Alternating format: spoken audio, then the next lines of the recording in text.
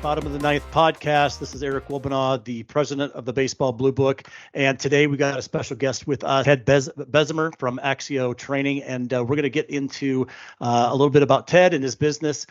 Excited to have him. Another Joseph Guzman recommendation. So always a shout out to Joseph, one of my favorite guys out there. So Ted, looking forward to hearing with what you've got in store. Why don't you start with an introduction and a little bit about yourself and your company? Yeah, thanks so much, Eric. Thanks for having me. So I'm Ted Bezemer. I'm a licensed physical therapist. I'm also a strength coach. I specialize in orthopedics and sports injury. Like I said, my background in rehab and training, several years ago, I sustained a pretty significant shoulder injury. And I treat a ton of shoulders in my practice and did not want to have surgery. Knew I needed something that was going to strengthen my shoulder, but also provide a high level of stability, dynamic stability, and proprioception and neuromuscular control. These things that really makes our joints function the best and makes our athletes perform the best. And so I developed a tool called Axio Centripetal Training, and it basically uses rotational resistance to strengthen a lot of muscles at the same time in the body. So really kind of a no-brainer for upper extremity overhead athletes. Saved my shoulder, didn't have to have surgery. I still can throw a football 40 yards with my son and throw a baseball without any problem at all, and really dodged the bullet. And then what happened was it's kind of evolved into becoming very popular with particularly baseball. We've probably about 2/3 to 3/4 of Major League Baseball organizations using it now. Fairly new product, but really spreading quickly because once players get their hands on it, they feel it. They'll often say it's like nothing else they've ever felt. So really, really complete activation, really even tension through the shoulder, the core, kind of a different animal than what we've been using traditionally for arm care. Let's talk about your injury. So there's got to be a difference between needing surgery and not needing surgery. You being a professional, you probably knew you were on the line of not needing the surgery. How would someone know or not know, just from a surface level of what that might mean? Well, I mean, it's one of those things where, like I said, my background is in physical medicine, and I'm a strength coach, so I believe in resistance training and strength training. As far as a physical therapy background, most physical therapists would lend themselves to more conservative measures. I'm not necessarily that way because, like I said, I'm an athlete. I want to train, and that's how I was with my injury. So I dislocated my shoulder, I tore my labrum, and had a partial rotator cuff tear. And so the procedure there would be a tightening procedure to prevent the shoulder from coming out again. Now, fortunately, I was a little bit older, which decreases my risk of dislocating as much as if I were, say, 20 when it happens. But with anyone else, I would always recommend trying to go with a physical medicine approach versus a surgical intervention out of the gate. And sometimes we can get away with that in some cases, depending on what the injury is. And in mine, obviously, I was focused on doing that. And I think, the issue is that I knew that, like, I wanted to strength train. I wanted to get stronger. I needed to get stronger. But sometimes strength really isn't everything when it comes to, with a baseball player and your arms moving at 7,000 degrees a second. We need strength, and don't get me wrong, but there's also a timing and a muscle coordination component that is often overlooked. And in my case, I was literally in my facility the next day after my injury. Was fortunate. I got my shoulder back pretty quickly. Didn't have any neurological issues. Wanted to get after it right away and start doing some stuff without putting it at risk. And realized, some tools I was using, some wands and blades and things like that, just weren't dynamic enough. They didn't provide enough resistance. They were too easy. These were products that I would often use with my elderly clients or people who were really unstable or for not that strong for the most part. And that's when it occurred to me that there's got to be a better way to dynamically strengthen the shoulder, which, remember, your shoulder looks like a golf ball in a golf tee. It's a very shallow joint. It wants to come out. I mean, it really does. And so the timing of muscles and the strength of muscles really has a lot to do with it working well. So that's where it evolved into using a rotational resistance behind Axio, which constantly changes, and you almost have to kind of drive it, which really produces a very significant amount of force in a very unique way compared to our typical, bands and linear types of training. Is it so obviously the shoulder is very important in baseball. Yeah. Was this driven by the rehab component of what you went through, or were you already thinking about ways of providing some products or services or techniques for more of the just the preventative and kind of the daily training part? Yeah, it's a great question. Truthfully, I just wanted to fix my shoulder without needing surgery. That was my only motivation, and I had no plan on manufacturing a product at all. I just wanted to avoid surgery, and it worked for that great. And so I used it in combination with some traditional training approaches. But what happened was I had people who come into my facility asking if they could use my prototype, which at the time didn't have a name. It was just this thing. Can I use your thing? And I'm like, yeah, go ahead. And they'd pick it up, and they'd be, I had some people who were they weren't injured. They were just fitness enthusiasts, and they were spinning it with both hands and doing squatting with it and all sorts of different stuff and I was looking at like, well, okay, like that works. And their heart rate's up, and they're like, wow, I feel that in my core and my shoulders, and it's kind of fun and it's challenging. And I'm like, well, maybe there's more to this if I really build it up and commercial, make it commercial grade, solid aluminum, like really bulletproof it so it's a legitimate training device. And that's what we did. And it's really quite interesting. Like, so my intent was not to make it. My intent was just to fix a problem. And it's really has a lot of applications. It's used in everything from obviously professional sports. We've got tons of MLB guys using it, NFL, NHL. We have it used for other things, even for core training and other things like that. And so it's not like it just isolates one muscle or one muscle group or something like that. It kind of gets everything with a very high level of nervous system activation, which, as I'm sure you realize, like, our best athletes are typically the ones that have the best nervous systems. Strength is good. We want strength, but right. It's the nervous system that separates the best and less injured athlete typically from the other. So, and so it really evolved into that. And ironically, as far as like baseball is concerned, I was not intending to, really present it to baseball. That was not my initial intent. I just was showing it more as a fitness and a training tool, something that be used in gyms, CrossFit, whatever, anyone, even general right. fitness enthusiasts for home stuff. But fortunately, I was introduced to a guy named Steve Thomas, who's a athletic trainer and PhD. He is he's out of Thomas Jefferson University and a consultant for the Phillies, and really, really smart guy. The guy just does shoulder and elbow research. He's a brilliant guy and just wonderful guy, a really good friend. And we started talking about it, and I sent him a couple to try out, and he came back to me and, it was probably an hour conversation just talking about the physics of the masses moving around. And, he just totally got it, understood kind of what I was going for. And he was like, this is something that we need to get in baseball. He goes, so he introduced me to some guys, trainers with the Phillies. And then, it kind of sat for a while, kind of waiting to find out, how the season had already started. And I think I was going down to a fitness conference to present. I do like some continuing education for fitness trainers, and I explained to them about the science of this and neuromuscular stuff. And as I'm driving down, he texts me and goes, hey, I was just at Phillies Mets last night in New York. And I looked down and they had all your Axios there with them. And I'm like, what? And he's like, yeah, they're traveling with them. I was talking to Jake Arrieta. He loves it. And they love it. They're like, it's great. It's, like easy to take with awesome. them. And all of a sudden I was like, wow. And then all of a sudden it became a baseball product. And from there, it's just word of mouth. It's just, getting in the hands of more players, more training staffs with MLB teams, more high schools, more colleges, presenting at conferences. And like I said, it's something that you really have to feel to understand what it does, because it looks kind of harmless, but this is only 3 pounds, but this thing will punch more like about 15 to 20 pounds when you rotate it. So it really awesome. It really can hit you pretty good. But so yeah, it's just kind of very organic and kind of cool the way it just kind of took off, So I'm always interested in when somebody comes up with an idea like that. Obviously, the first thing that you do, or at least I would do, is I'd be on Google searching if somebody else has done it already. It's like, yeah. I think I found something. There's got to be something. What was some of the process that you went through of? I know you were doing it just for you, but but now you've got some excitement, you got other people, and you're starting to think, how do I make this a viable product from that perspective? Go spend a little bit of time at that beginning. Yeah, that's a deep question, because it's something that it all started with basically, well, here are my prototypes, but these aren't really going to work. These aren't going to hold up. I mean, they would bust open. It mechanically wasn't sound. It was, it just wasn't going to work. The concept was there.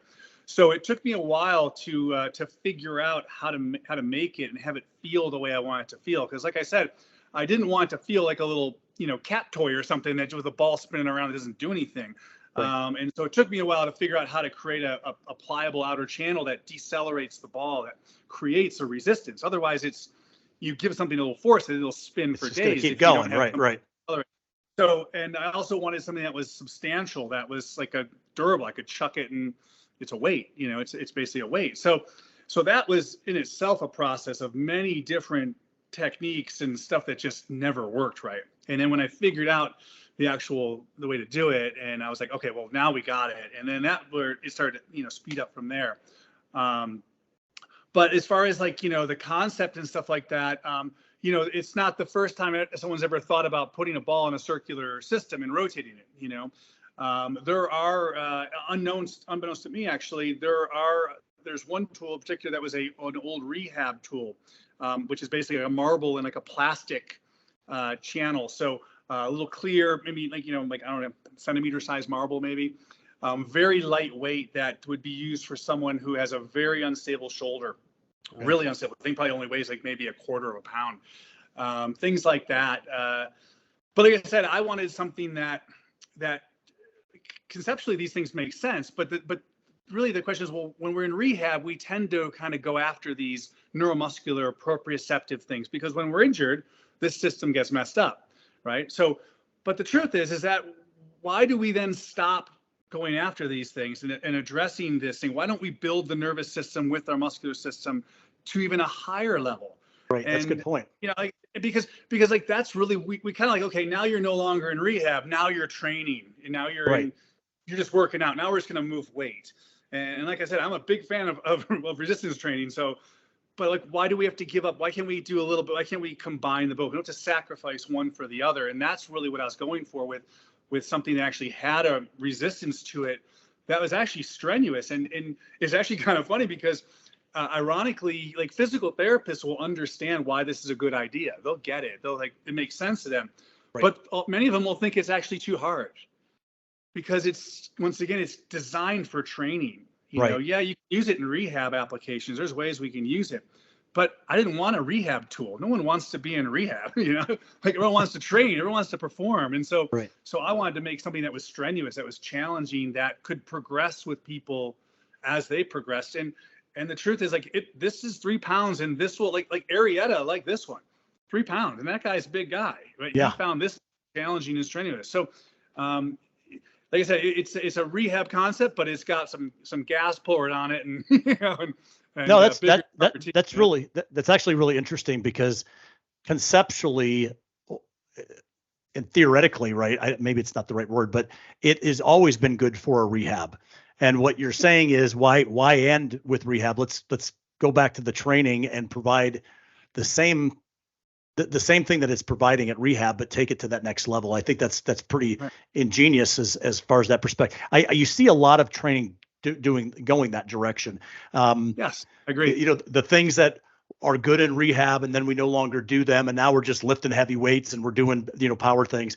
But I think baseball is specifically one of those sports that people aren't looking for the big bulk. They're not looking for that traditional, getting in the gyms and doing it. Why this would make so much sense. So you've talked about Arietta and some of the other guys that are getting involved with this.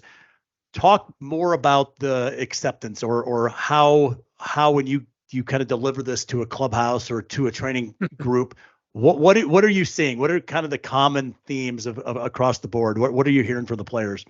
Well, if I get in front of training staffs, I think it's been a little harder to do, the last couple of years, obviously with COVID and things like that. But getting in front of baseball, MLB trainers, and even strength coaches, MLB strength coaches, to your point, like, look, they want to get athletes strong, and baseball does. They want to get stronger. They want mass. They want that. But the water level's rising as far as them being aware of the neurological system, and that we want to integrate that into the system, and realize that we need wiring, good wiring, to help the muscle perform the way we want it to. And so what's kind of cool is that, like, 20 years ago, there's no way a lot of these strength coaches were thinking this way. And I've been in this industry for a long time, so I can speak firsthand. When I first became a strength coach, I wasn't thinking this way at all. And so it's kind of cool to see how it's moving that way. We're not sacrificing strength, but we're starting to realize there's more to it, because athletes have been getting stronger and injury rates still kind of been the same. It's not like we're getting rid of injuries necessarily. So it has been that way. But like, when I get in front of trainers, it's great because, like I said, they understand the concept. But then on top of that, they want to load athletes. They want to actually challenge them. They want to strengthen them. And so it's a much easier conversation for me to have, because that's what this does. It's both. It's not like, well, this is just rehab. This is easy. Go do this. And then when you're done with that, now we'll go actually pick up a dumbbell. So that's kind of the way it fits in. Is it, and I'm asking maybe some ignorant questions, but is it more foundational strength that would help from the strength and conditioning?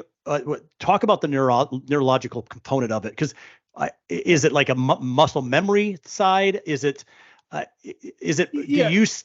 talk a little bit about what the difference is and why this is so important to have part of your overall training experience. Yeah.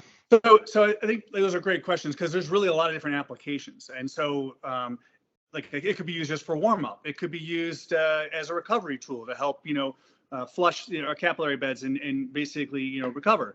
But honestly, because there's a high neurological benefit to this, as well as a strength and conditioning benefit, this is something that really should be used in training. Because if you really want to improve, just like if you wanted to get stronger, it's going to take a little time for you to build some muscle, right? So it might take 4 to 6 weeks for you to really, if you're already trained a little bit, to develop some strength gains. Yep. Well, our nervous system is no different than that.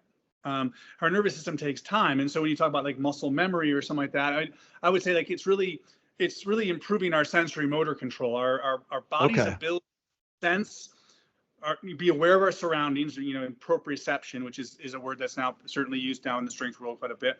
Our ability to sense where we are in our environment, know where we are, be able to take in information through our eyes, through, inner ear, all this kind of stuff, our proprioceptive system, and use that information to then apply force, decelerate, accelerate, cut, change direction, anticipate what's going to happen. And so when it comes to a device like Axio, stability is obviously a big issue. We want stability. We want stable athletes, right? But stability it's a very loose term. So, for example, I could have someone lay down on their elbows and do a plank and say they're doing a stability exercise. But I could also argue, they're probably actually just doing a strength exercise, because, like, if I'm just standing, I'm doing a stability exercise, if that's the case, right? Right. So anything with feet on the ground, I'm using the ground, I'm stabilizing in some fashion. So, and so these things would fall in line with what I would call mechanical stability. So muscle, joint, capsular, ligamentous.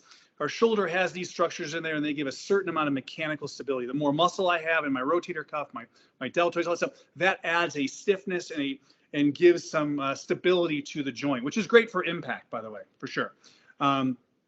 However, there's also what's called dynamic stability, which is really our reactive stability. How fast can my body adjust? What kind of micro control do I have? An analogy might be like, mechanical stability is throwing a bucket of paint on the wall, versus using a paintbrush and painting it on is going to be micro control and micro stability or dynamic stability. So we really need both. And this is how athletes make these micro adjustments to, whether it be hit a baseball, to react, anticipate where the ball is going. A football player running on the field and making a move on someone, they don't premeditate how they're going to spin around somebody. These are things that happen through the nervous system, and the more robust the nervous system is, the better.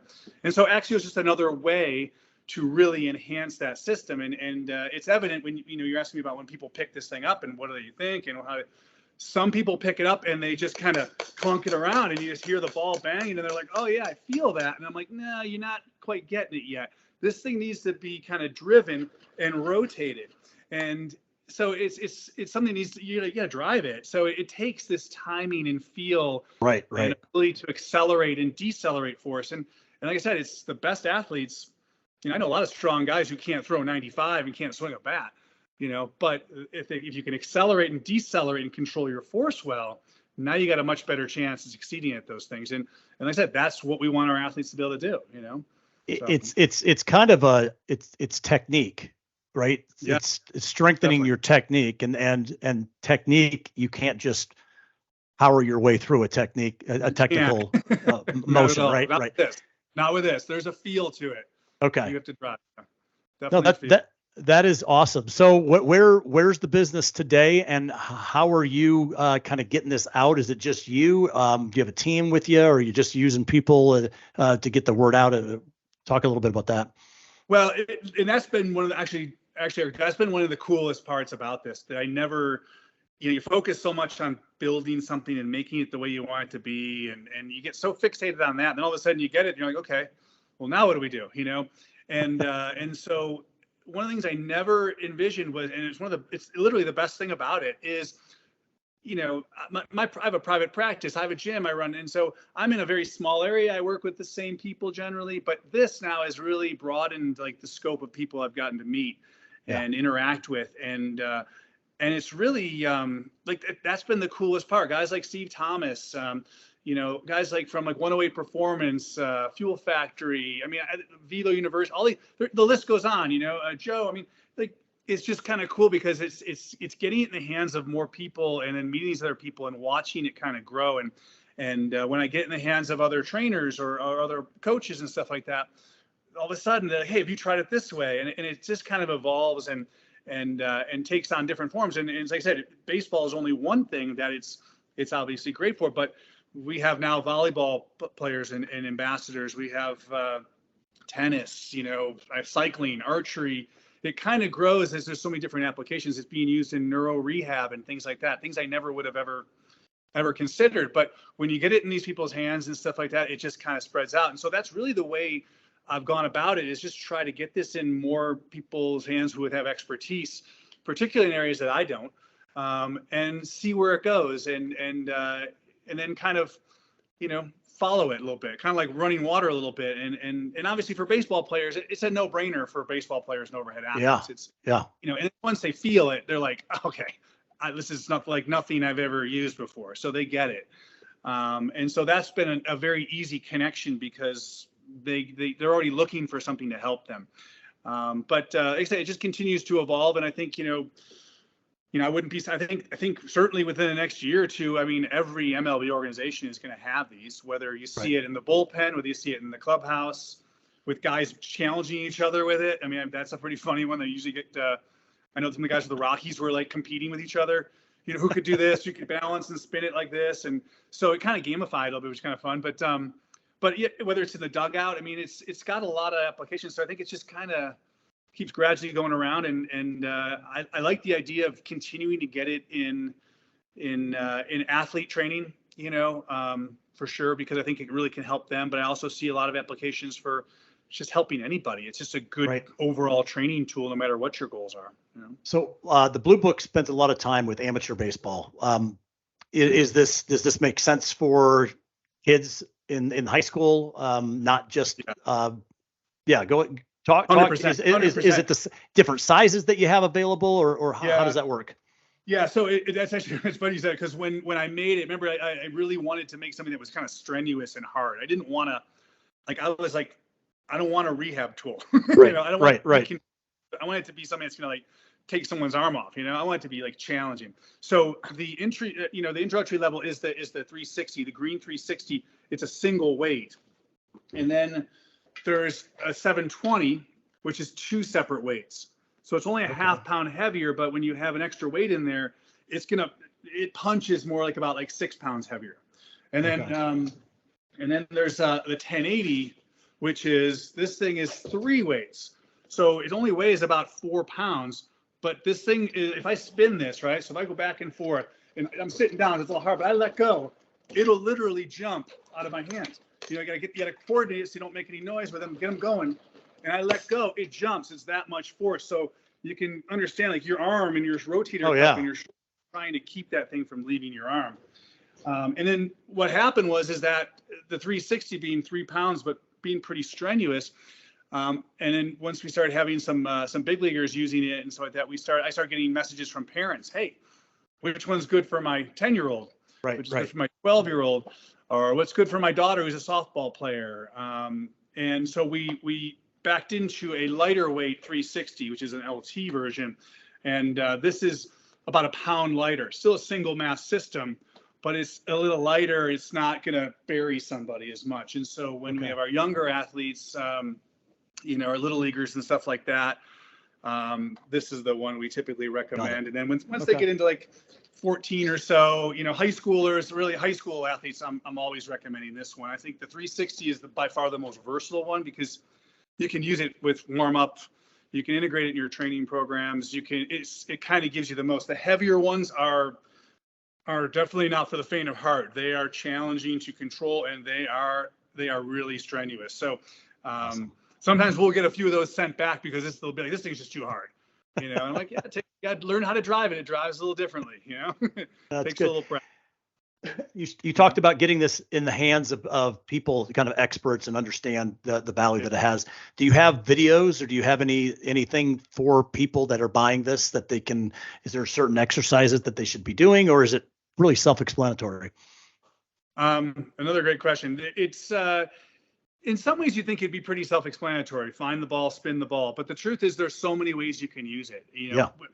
From different, one-handed stuff to two-handed to different orientations to gravity, things like that, body positions.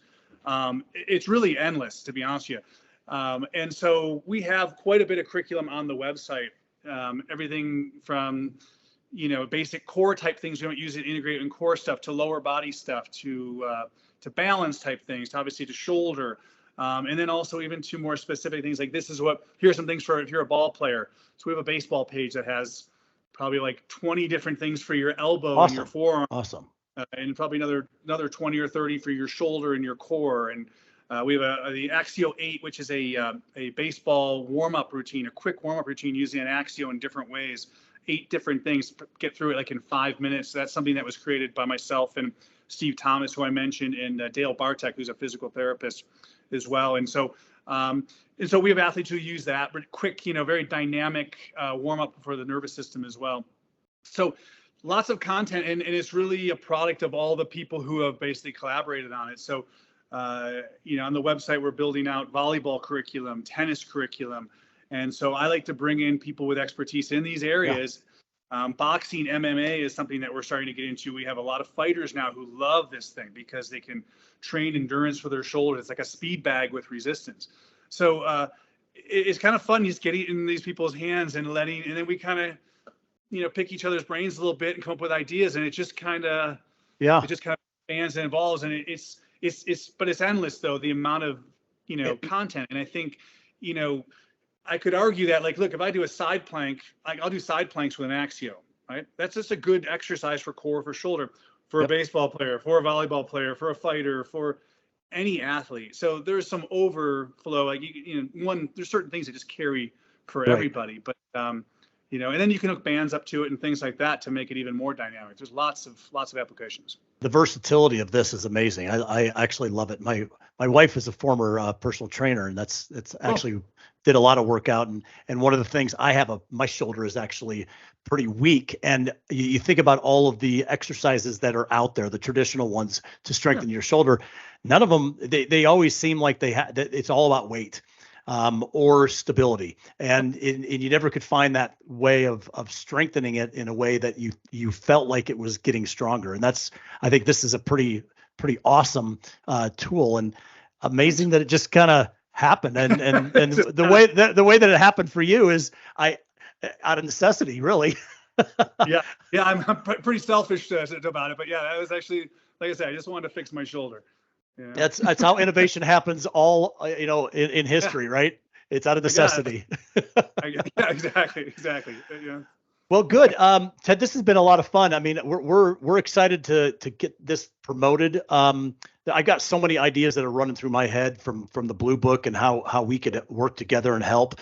I mentioned the content side because we have a content curating component that we're going to be launching on the Bluebook. A lot of vendors that have different websites and videos can utilize our platform to kind of build that out. So I would love to continue the conversation with you to see what we could do and maybe make it more of a seamless way of working together. But, short term, I encourage you to put it out there. We've got tens of thousands of players out there. They're looking at all of this stuff. We list the vendors as just a vendor directory, but then we allow you to go in there and post, links to your website, different things. We even give options for a discount to our Bluebook players. So if there's a discount code that we could work on, I think this is awesome. I mean, Joe always he always hits a home run with me on people that he introduced me to. So, but this is exciting. Anything else that you'd like to share, Ted, that we maybe didn't cover? I think it's something that, like I say, people, it's getting out there. People are starting to see it more and more, which is great. So I always appreciate when coaches and athletes share it and show it to their teammates and stuff like that. And I also encourage, what's important to me is to get feedback from other athletes and coaches, obviously, and particularly athletes, because I welcome athletes to reach out to me, contact me on Instagram, at Axio Training. Email me. I talk to athletes every day. I try to go through emails and answer questions and try to hook them up. And because I think that's really, like, I want to help people avoid injury and I want to help them perform better. And I think this is something that can definitely do that. I'm definitely looking forward to talking more with you and appreciate your interest and help and getting this in more people's hands and letting them feel kind of this next level type of arm care training. From what we've been doing traditionally, kind of taking it up to the next level a little bit. It's exciting. It's an exciting time because, like I said, I've had a number of people on that have these. It's you want to say they're not kitschy. They're very, very needed, but they've always been that outskirt of. We haven't really thought about. I had a guy on that had sleepwear. So talking about the value of sleep. The other one was a hydration drink specifically for baseball and the performance that's required for baseball versus other things. Yours is very specific in what it's doing, but it's so necessary. And I see this just kind of a trajectory across the board from training, right? That we've got so many people at this level. And it's everybody's doing the same thing. And then all of a sudden we've got something else and we bring it up. Yeah. So I guess my last question is, how do you see the trajectory of this? Do you have some things in mind of how to take this to that next level, or are we where we're at and it's just kind of modifying what you've already got? Is there some other things that you can kind of expand on, or what are your thoughts on that? Well, you said something kind of interesting, like, if you took two athletes, they both test kind of strong, right? And then you have one pick up an Axio and they basically are clunking it around, and the other one picks it up and starts ripping it right away. Like that's an interesting little experiment there. It's somewhat diagnostic after watching it with people and not even just arms and legs and different body positions, but it'll kind of show you who's got a good nervous system to go with their muscular stature. Interesting. And the good news is it's very trainable. So that's always something that's interesting when I get with coaches or I get with other players and I see who kind of picks it up and rips it and someone else kind of clunks it around and it takes more time.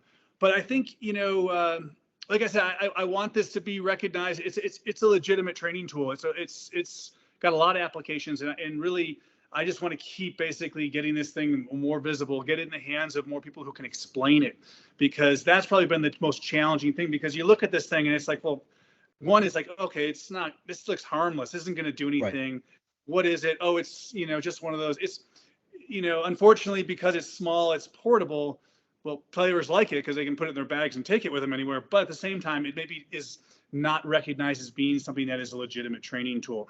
And the dichotomy of it is actually kind of interesting because once people realize how hard it is, it almost can be a little bit like, whoa, wait a second, because they thought it was going to be like nothing. And then it's all of a sudden like, oh, wait a second, this is going to take some work here. It really will show you who's got the right mentality, the right frame of mind. Who is the person who is going to I'm going to beat this thing. I'm not going to let it beat me. I'm going to figure it out.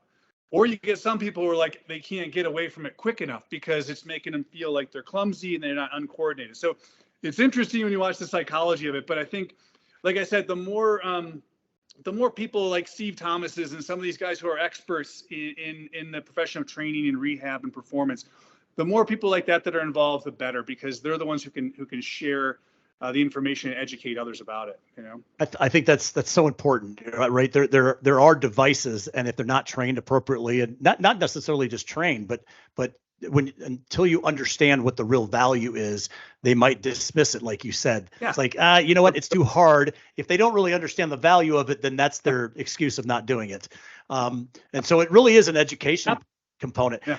The way I look at this, and I'm again the ignorant and not necessarily into the health or the training side, but I see it as stability. I see it as coordination. I see it as Definitely. When you talk about the neural, it's like, who's coordinated? Well, coordination is something. Can you teach it? Can you train on it? And you're basically saying you can. There's some ways of doing this that you might not have thought about before. Just because you're strong, just because you got the physique, can you spin this? Can you make it coordinated in your effort? And I think that's pretty awesome. So yeah, I think you're exactly right. That is in many ways the special sauce, because if you can't use your muscles efficiently, then you're going to leak energy all over the place. No, that's really awesome. This has been great, Ted. I've learned a bunch. I'm excited to see where this goes. Obviously we're focused on the baseball, but gosh, so many different of applications across the board. Even as you said, rehab. We'll probably pick one up. My wife, we run a farm, and she's hauling a hay right now, and I watch her doing it, and she's always got shoulder problems and different things. So I think it'll be good across the board. So, well, Ted, I appreciate the time. Exactly. I think that's just age as well. But so you can Axio, give us some of the social media platforms. How can we get a hold of you? And how can people get in touch? Yeah, Instagram, Facebook, Twitter, Axio Training, AXIO Training. And the website is axiotraining.com. Awesome. And we're going to have stuff out on our social platform. We'll make sure to share that, put a couple video clips out. But we're really excited about this. And Ted, don't go anywhere, but I'm going to wrap this up. So guys, appreciate joining us today. Bottom of the Ninth podcast. Ted's been a great guest, and make sure you check him out on the social platforms. We'll have all the information at the beginning as well as at the end of this video, and appreciate you guys joining us. Thank you very much. Hey, thanks for watching, guys. Really appreciate it. Make sure that you're subscribing to the channel. You're sharing the link out to your friends and your family, other players, other coaches that you might know. Guys, I really appreciate it. Like it, comment. I want these podcasts to be for you, the listeners and the guys that are viewing it. We've got a lot of great programs lined up from now until all the way through October. So guys, I'm really looking forward to bringing these podcasts to you, and it's all about you guys. It's all about bringing something to the program. So subscribe, like, and share. That would be awesome. Follow us on Twitter, follow us on Instagram, and make sure, are you in the book? Get in the book. Build your profile. We'd love to see you out there. Thanks a lot.